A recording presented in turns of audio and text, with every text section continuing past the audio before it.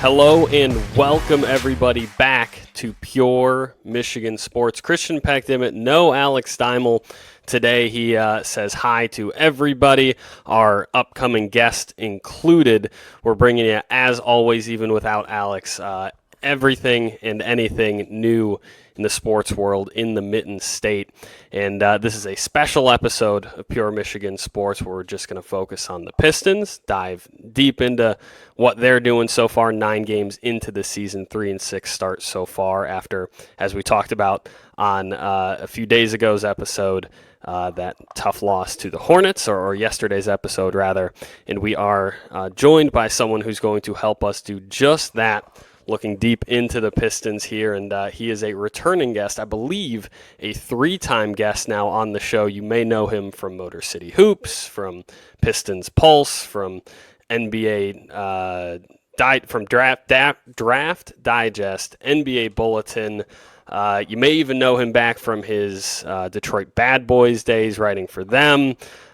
He's a father. He is also as of a couple of weeks ago, or I think last week actually, the season is over, but a high school football coach out in Western Kansas, and we haven't even hit his day job yet. Welcome back to the show, Bryce Simon. What's up, Christian? Yeah, you give me too much credit. It sounds like I'm doing a lot there. I don't know that it's quite that much. It is a lot. Unfortunately, the high school season ended, but the one thing I get to focus on now is NBA basketball. College basketball has started, which is really exciting. NBA draft. Do that, especially over at Game Theory now with Sam Vecini talking over there. We do a lot of general NBA and NBA draft, but lots to talk about with these first 9 games of the Pistons season as well. Some good, some bad, but plenty to talk about nonetheless.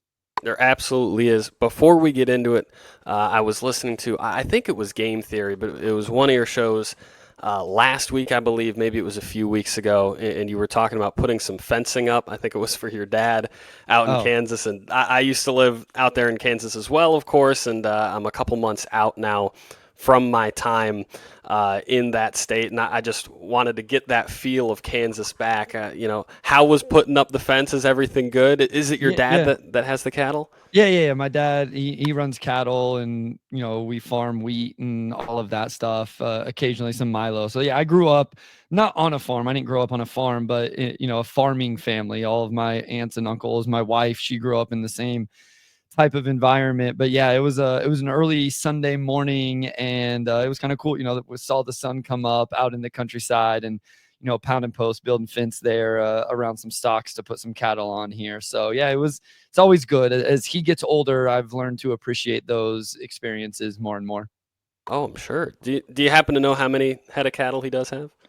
Yeah, I mean, it's over 200. He's always kind of moving and shaking a little bit. I think my mom called the other day and he had just bought some more. So for a man in his 70s, he continues to expand his portfolio. But it's always right around 200.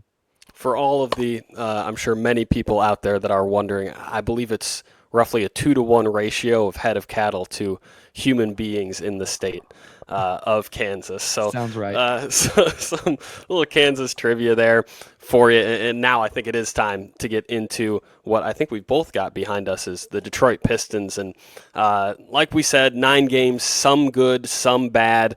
Very general question, but how do you feel that they've stacked up just to your expectations so far? Yeah, I mean, to my expectations, if we take the mile high view, right? Like we scale out. We don't just think about this Hornets game that was a tough loss, but we scale out to 9 games. And I'm pretty pleased. I've enjoyed watching 8 of the 9 games, Christian. Even though that was a heartbreaker on Wednesday night, I've enjoyed watching them play. They've been competitive in 8 of the 9 games. The Knicks game, the one outlier there where they just got blown out right from the start, that was bad. But here's what I would say. If you tell me 1 out of every 10 games is going to be bad, but the other 8, they're going to be competitive, especially against a schedule that Basketball Reference says is middle of the pack, 15th in the NBA. They almost knock off the Celtics. They almost got the Pacers. We saw them just like give it to the Lakers the other night, to be honest with you. This team, Christian, this team right now is on pace to win 27 games. 27. And I know people don't like, we'll double their win total when they only won 14. I don't care. Like if this team gets somewhere to 28, 29, 30 wins with Cade and JI leading the charge, that's a step forward like I don't think it should be celebrated. You're not hanging a banner, obviously, but it's something positive, which we haven't seen over the last 3 or 4 seasons. I'll be real, Bryce. I appreciate the positivity because I feel like out in Detroit sports, especially the Pistons these days, there's a lot of negativity and a lot of like, hey, you're right, we did win 14 games last year, but it has looked promising, right? I'm glad I'm not the only one here. It's looked real solid, and I don't think anything's been incredibly surprising. I think we sort of went into this season with a fair amount of hope. Obviously, Trajan Langdon and whole new coaching staff. But if there is anything, what has been surprising to you so far?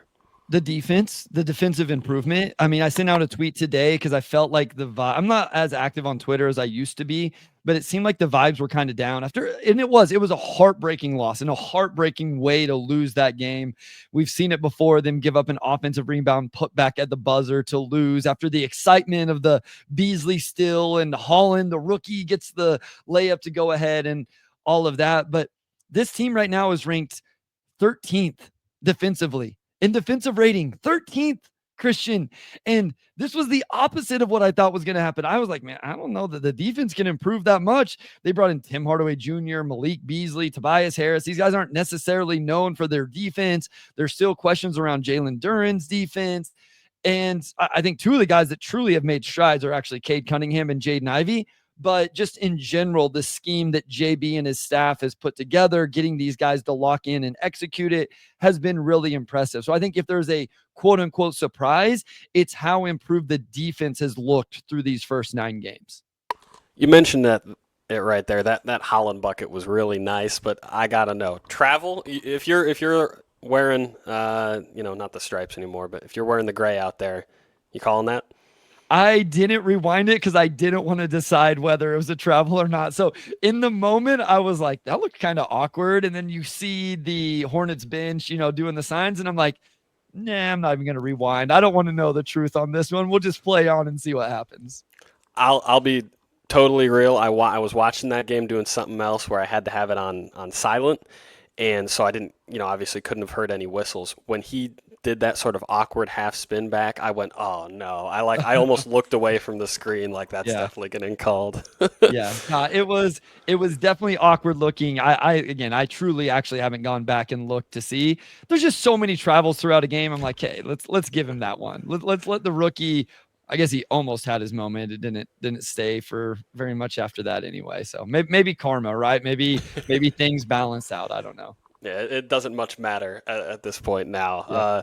But yeah, you did actually allude to something that's been really interesting to me, and obviously a good number of Pistons fans as well, is with Stu back at center, and we can evaluate just his performance in a minute, but that rotation, how do you feel about Duren? And obviously he got injured, hopefully nothing too serious yesterday, gave way to some Paul Reed minutes that were sort of interesting in and of themselves, but center rotation with Stu and with Duren. Thoughts so far? It's been sort of up and down.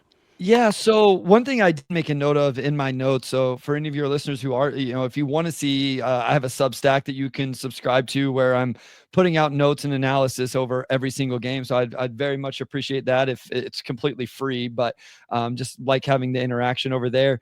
One thing I noted was essentially we've seen the same rotation every game, Christian. We've seen the same starting lineup through 9 games. That could change on Friday, depending on Duren's ankle. And Ivy even, he returned, but got, a little bit of something there in his lower leg. And then we see Beasley come in for Ivy to stagger the J.I. Cade minutes. And then not long after that, we see Fontecchio and Stu come in. And then a little bit later, Ron Holland. And this is the role that I like for Stu. What's interesting to me, Christian, is he's not shooting threes anymore. Like all of a sudden, we spent all of these seasons of him trying to develop this jumper, and the whole playing at the 4 wasn't gonna, didn't look good. But I thought he could still take that floor spacing to playing 5 off the bench, and we haven't seen it. I think Stu's defense has been really good, to be clear. It's just the offensive role is kind of different than what we've seen over the past how many ever games for him, year and a half, seasons worth of games where he kind of was trying to pick and pop and space the floor and showed that side of his offensive game. Is that something you'd like to see more of then? I Is that be would integrated? Yeah, and it's twofold. One, I think that's a valuable archetype. Like when you have a 5-man that can space the floor, it just opens up so many things. And I kind of like the idea of pairing him with Ron Holland and Asar when Asar gets back. And when you have those guys, if Stu can space, their lack of floor spacing isn't as big of an issue. The other thing is, I don't know how much I believe in his other ability to finish, like to score the basketball. Now, he did a pretty decent job at times catching and, pick and roll, but he's not really a lob threat. He's not necessarily a post up guy. So I just thought that was kind of the way he could provide scoring punch on the offensive end, was by spacing the floor.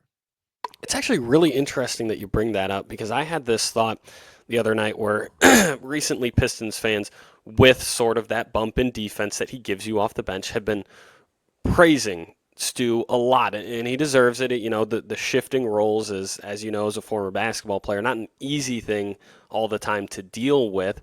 I think he's been very solid in his role, but I think you're right. He hasn't given, I think, anywhere near the level of offense that I think you hope that he would. But again, you're right. It's sort of a role thing. Where do you fit him? Because as a true center that they're playing him now, how is he going to score that way? I mean, Christian, he's averaging 3.9 points per game. And I mean, he's only playing 20, but he's also only shooting 52% from two, not the field overall, from two. He's 44% overall because he has missed the 4 3-pointers he's taken. Now, where Stu has been awesome is, again, defensively, he provides, I still think, more than Jalen Duren right now. Like, I think most people would agree he's a better defender than Jalen Duren. He offers more versatility than Jalen Duren. And honestly, he's been really, really good on the boards. He's averaging almost 7 rebounds in those 20 minutes and almost 2.5 offensive boards. So that's the give and take. When he's not spacing the floor at the 3-point line, now you have him in the paint where he can go make an impact on the offensive board. So I don't want people to get it twisted that I don't like. I've always been a big Stu supporter. And even when people kind of got down on him and it seemed like he fell out of favor with the fan base, I was still pushing, hey, if he gets in the right role, I think people will like him more. And that's why I push back when people want to see him in the starting lineup. It's because I'm like, no, you're going to put him in the starting lineup, and then the fan base is going to start hating him again because he doesn't provide what they want to see in that specific role. That's a very interesting way to think about it. I like it. And while we're on rebounding, I think a guy that has been, at least to me, surprising, because obviously the power forward position doesn't necessarily exist much anymore. But Tobias Harris has kind of played that to a certain extent, and I've been really, I think, pleasantly surprised to see the work that he's done on the board. We talked about it on yesterday's show, just the idea that even though Stu has been great rebounding, just the size sometime and the matchups, it's often a thing where this is a team that's going to need to gang rebound. I think Tobias has done a good job there. I agree with that wholeheartedly. I think he does provide the physical, makeup, or whatever you want to say, like the build to take some of the matchups that nobody else on the roster really had that other than Stu. But then if Stu's taking that matchup, you have to play him with Duren together. And we've gone down that road and we talked about that. Even Asar, if Asar was healthy, he isn't kind of the bulkiness that someone like Harris has, right? Like the athleticism is unbelievable and the length and all of that. Fontecchio's got a little bit of that, even though he's gotten off to a weird start to the season as well. But to your rebounding point, if you look at per 36, Duren is number 1 on the team. No surprise to anybody. Then Stu, and then it is Tobias Harris. I mean, he is rebounding the ball extremely well, and specifically on the defensive end of the floor. I think he isn't as big of an offensive rebounder, but on the defensive end, he really pulls down rebounds. I just wish we could get a corner catch and shoot 3-point make from Tobias Harris every once in a while, because right now those are barely getting above the rim and often missing short.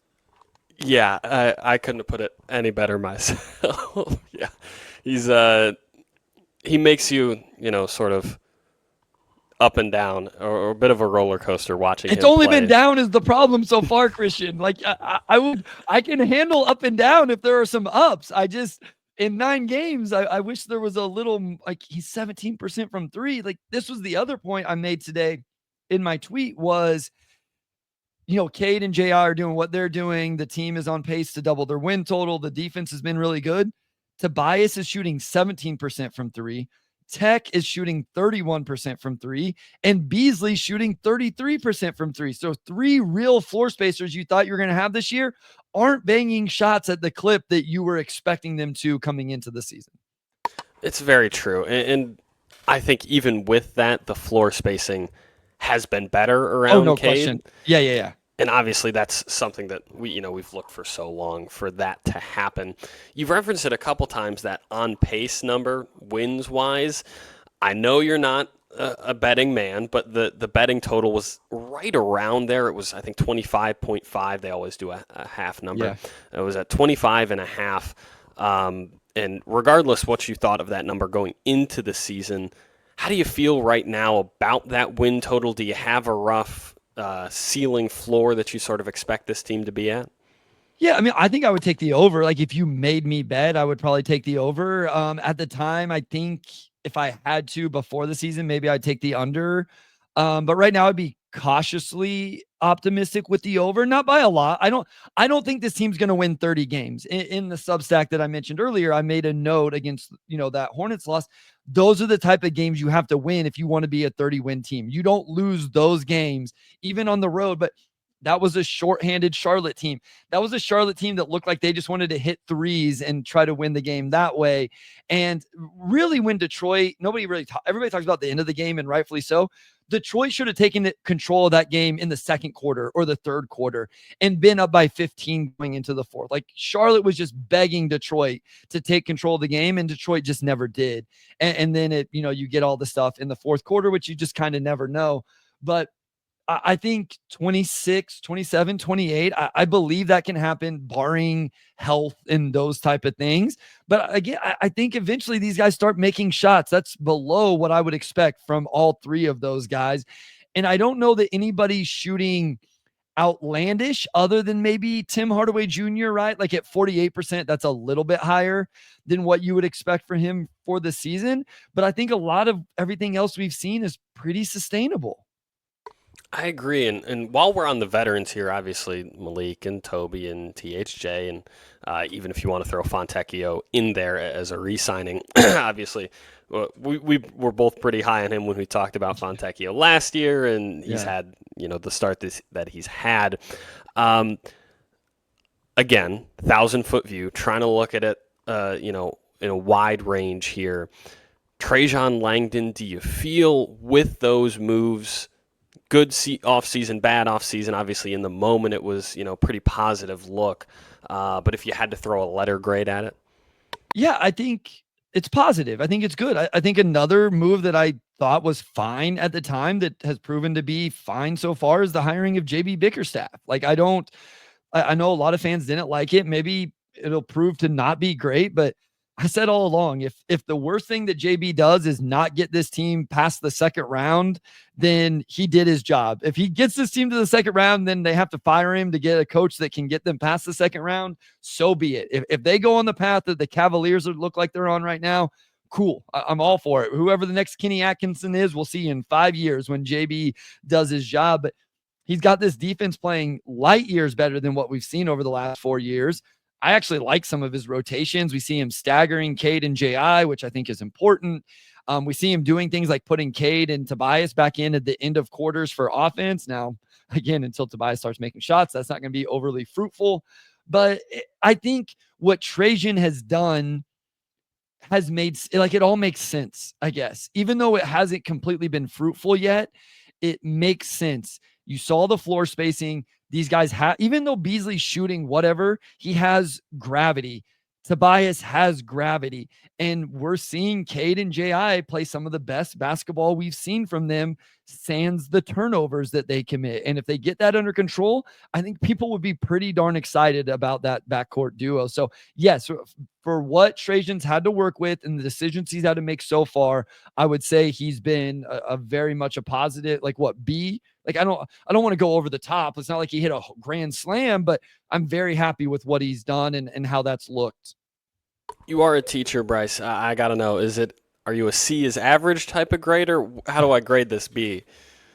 Is A top tier, or is C like solid? No, so like to me, C would be like, yeah. Like, Okay. All right.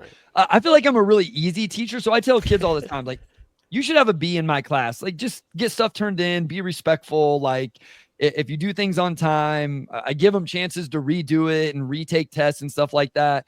So an A is like you're really going above and beyond. Maybe a B plus for Trajan based on that scale. Then, like, it's a little bit like, okay, you're going a little bit over what the average student would do. So a B is almost kind of average, I would say, in my classroom. I got you. He's not just turning in stuff on time. He's Yeah, yeah. he's doing He's going well. a little bit above, but it's again, I don't know that he had a chance to crush it, right? Like, are we in the Mm, state? Like, to me, where you ultimately grade Trajan on is what does he do in the draft? And then what does he do whenever the big move has to be made? Either he has to consolidate young guys for another star or, those big time decisions. Now, I say that Troy ended up getting fired because he messed up so many moves along the margin. Like, it was death by 1,000 cuts. So that is a thing. But at least for now with Trajan, seems like he has a vision, seems like it makes sense. And really, I think it comes down to the draft again. Like, you have to draft good player. Is Ron Holland a good player or not? Like, that's going to be important that Trajan got that right.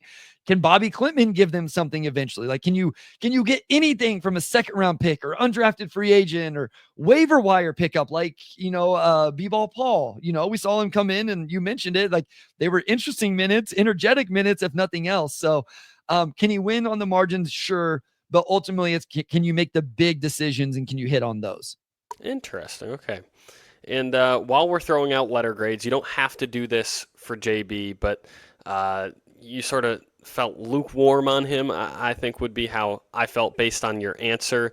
Yeah. But especially with these rotations, I've liked some of them as well. The staggering is something that we sort of expected going in.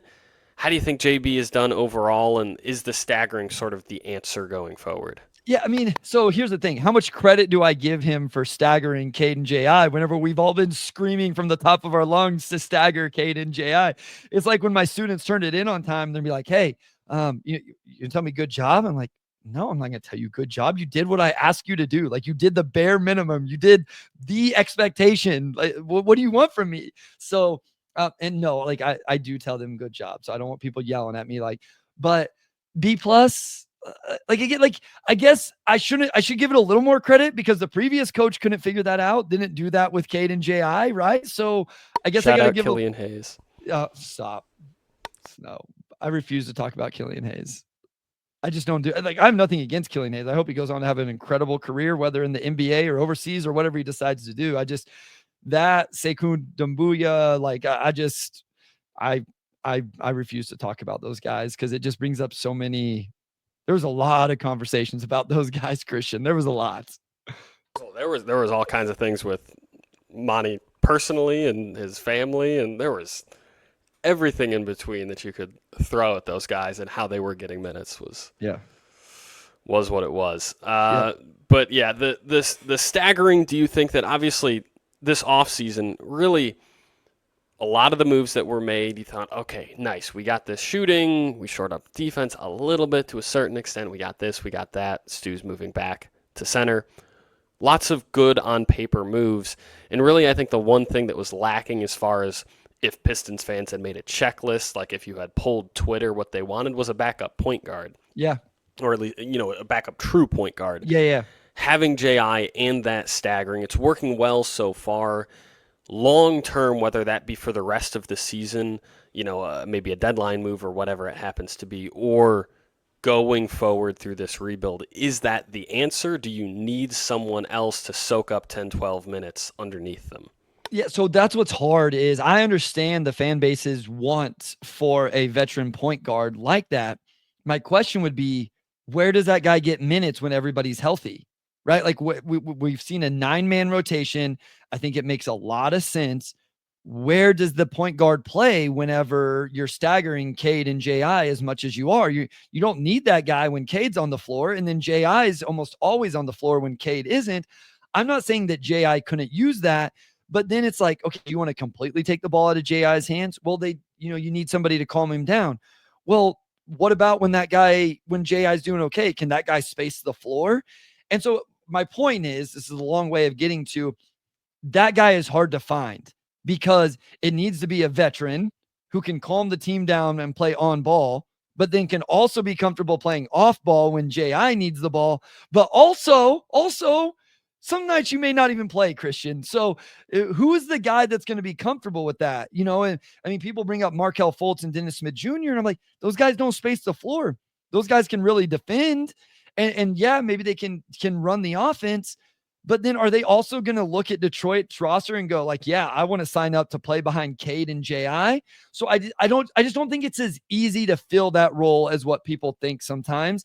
And it'll be interesting. I don't think Marcus Sasser is obviously the veteran, quote unquote, answer, but maybe he's the answer to that whenever, JI misses a game or Cade misses a game, he gets his chance. Like, they did invest a lot in him. I know it was the previous front office, but they traded picks to trade up and draft him. He is a former first-round pick. I would guess that Trajan wants to see and get a feel for what he could actually provide.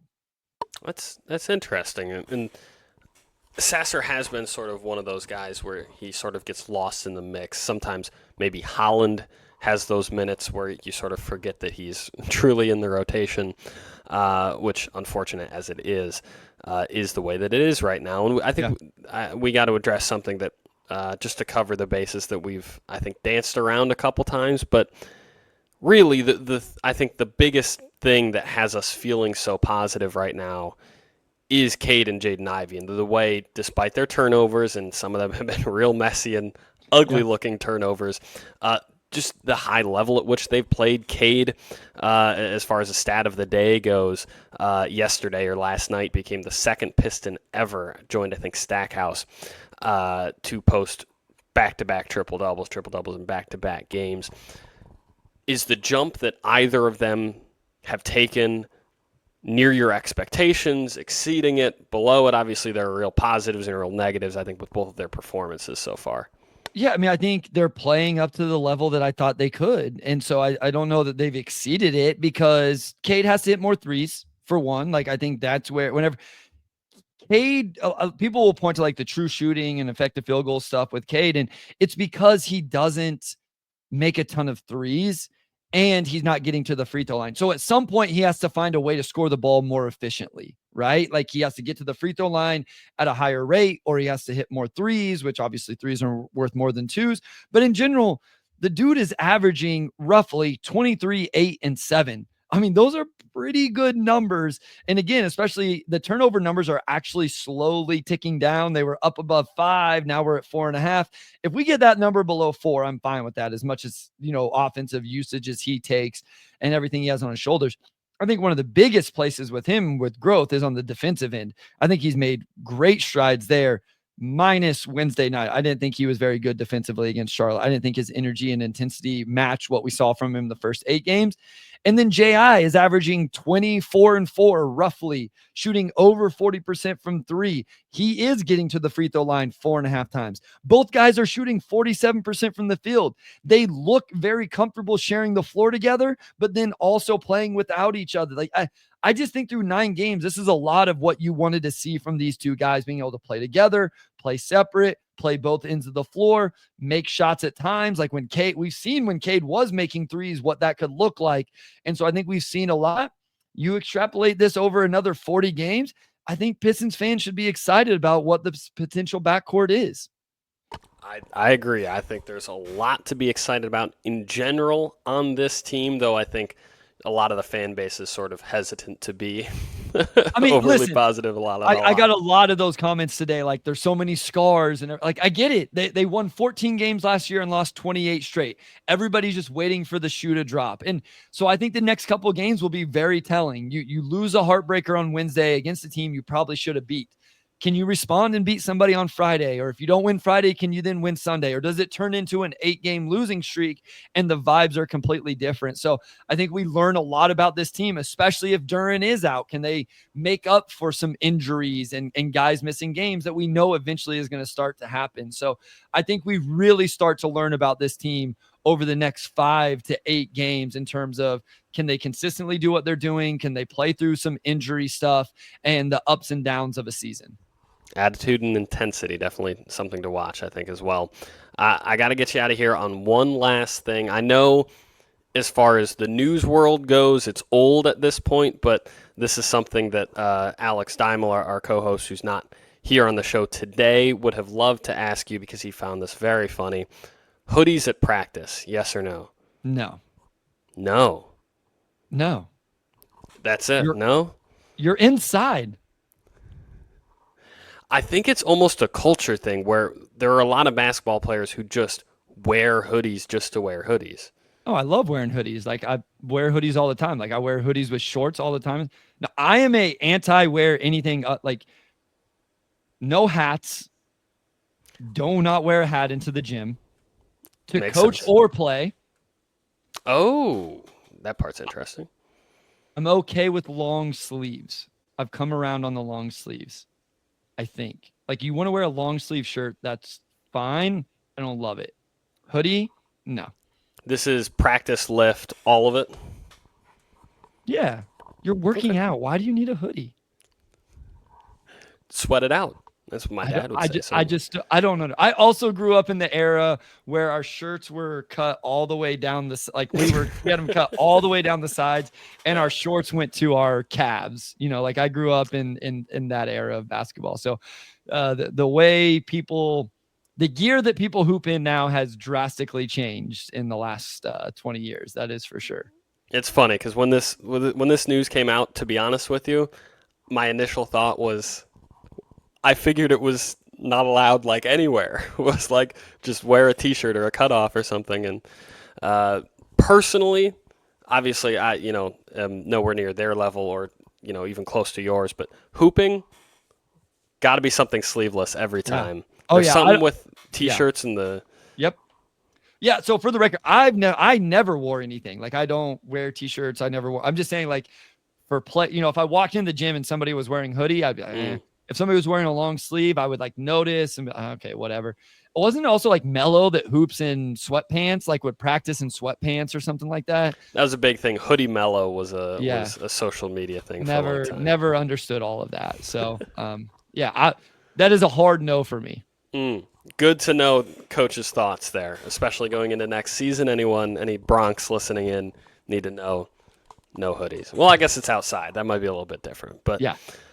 Bryce Simon, thank you so much for joining the show. This is now 3 times in the books on Pure Michigan Sports. Always appreciate your analysis and the insight. And, of course, when you go to follow Pure Michigan Sports on anywhere, Twitter, Instagram, YouTube, Substack, go do the same for Motor City Hoops, for the Pistons Pulse, for Game Theory, for anything and everything Bryce is involved in. If you want to plug something I missed, go ahead. No, that's it. Like I say, follow on Twitter, and then you can kind of find everything else. I post all the podcasts and Substack and everything like that. So I had a blast, Christian. I really appreciate you having me on.